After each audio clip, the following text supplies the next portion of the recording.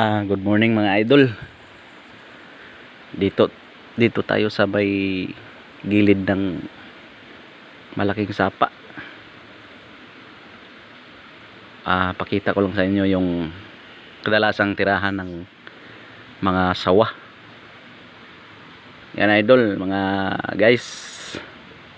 Kikita nyo yung mga butas dyan sa may gilid.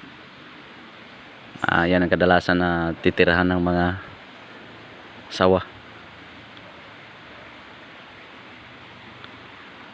Dyan sila titira kasi bukod sa malamig, tapos may butas at dyan sila lumiliblib. Yan guys.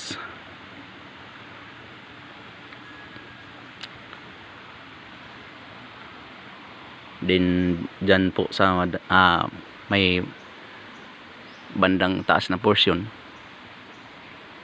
hindi talaga sila makikita ng araw.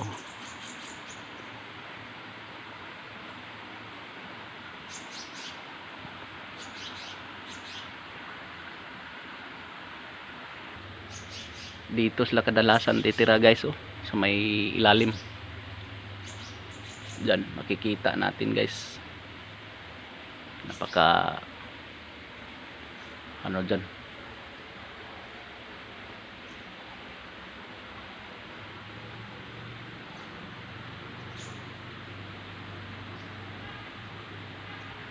Mayroon pa ring butas dyan sa banda dyan guys, makikita natin.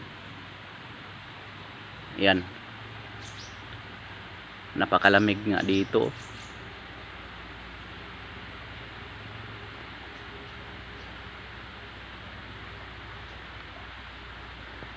Kaya ganado dito yung sawa na titira.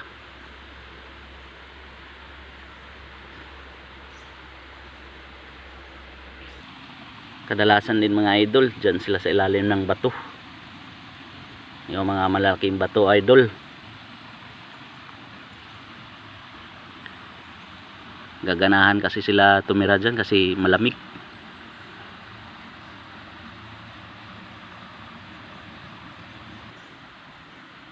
Dito rin titira mga idol yung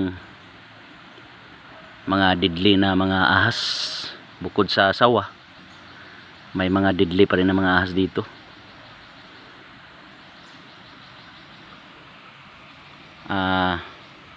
Thank you for watching mga idol. Thank you for watching.